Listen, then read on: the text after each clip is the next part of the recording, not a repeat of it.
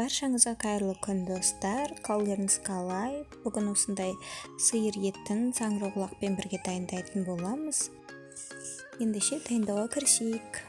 Алдымен етімізді турап аламыз, және де кукуруз крахмалын қосып, соя соусын құйып, 10-15 минутқа алып қоямыз. Ал ендеше осылайша барлық көкөністерімізді турап аламыз. Бізге қажетті заттар: 1 пияз, және де 1 болгар бұрышы, және де осылайша көк пиязды да турап аламыз, үлкен қылдырып. Саңырауқұлағымызды үлкендеу қылдырып тураймыз, піскенде кішірейеді. Ендеше табамызға майды құйып, бірінші етімізді қуырып, дәміне қарай тұзын салып, суын құйып, қайнатып, әбден пісіріп аламыз. Етіміз әбден пісіп, осылайша суы таусылған соң ыдысқа түсіріп аламыз.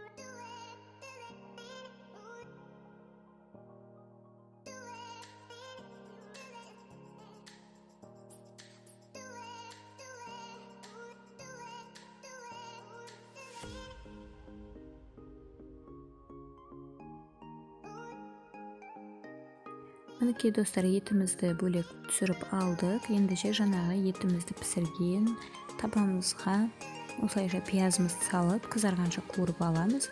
Және де үстіне саңырауқұлағымызды салып, араластырып, 10-15 минуттай қуырып аламыз.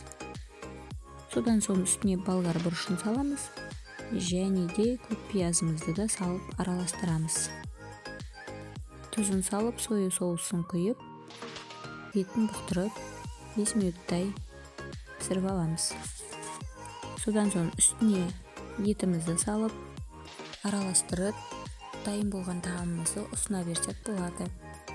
Өте дәмді болып шығады. Осылайша дайындап көріңіздер.